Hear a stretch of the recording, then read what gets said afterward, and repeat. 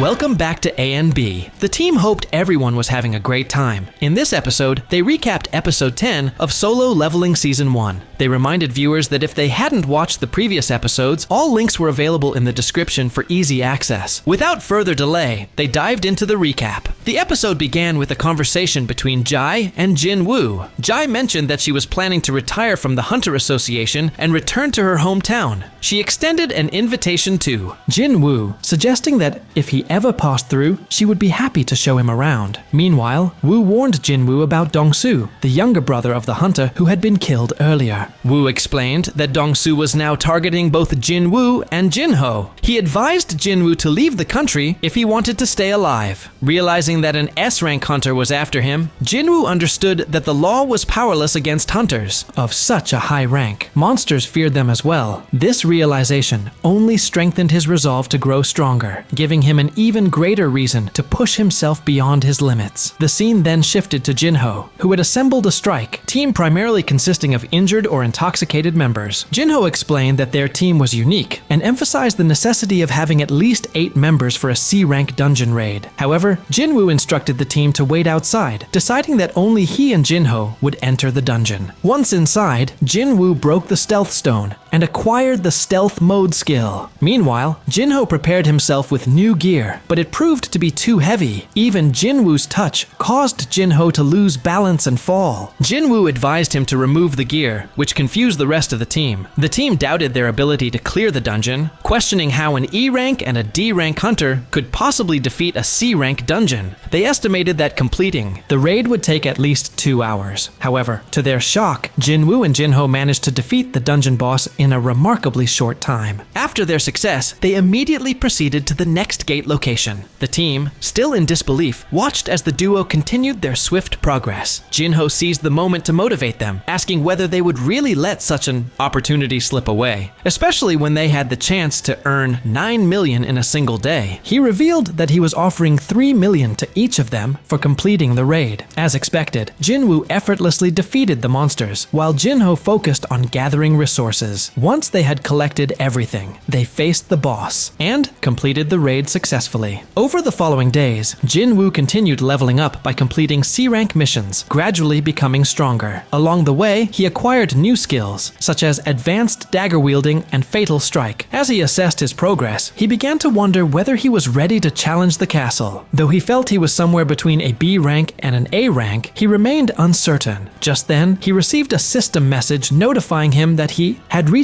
the required level. This raised the question, should he change his quest? The scene transitioned to the White Tiger Guild, where news broke that Yugen Corporation had been purchasing C-rank gates at double the usual rate. Manager An grew suspicious, suspecting that Jin-Woo's Hunter Awakening was the reason behind this unusual activity. His suspicion deepened when he considered Jin-Woo's survival through 3 major incidents: the double dungeon, the Dong-Suk incident, and the Tashik murder spree. Upon arriving at the dungeon, he noticed Jin-Ho's hunter, team resting outside, further fueling his suspicions. Deciding to investigate, An left the scene to follow Jin-Woo. Later that night, Jin-Woo became aware that someone was tailing him. It turned out to be manager An and his assistant. An introduced himself and extended an offer to Jin-Woo, an opportunity to join the White Tiger Guild. He promised double the reward compared to Yugen Corporation's offer, assuming that, as an E-rank hunter, Jin-Woo would readily accept. However, Jin-Woo instead inquired about the current valuation of the White Tiger Guild. When An disclosed that it was worth 50 billion, Jin-Woo casually mentioned that Yugen Corporation had only offered 30 billion, implying that 50 billion should be the minimum consideration. Shocked, An attempted to continue the conversation, but Jin-Woo abruptly declined the offer and walked away. As he left, he asked how An had learned so much about him. Activating his stealth mode, Jin-Woo sneaked back to eavesdrop on their discussion. During the conversation, An admitted that he had grown suspicious of Jin-Woo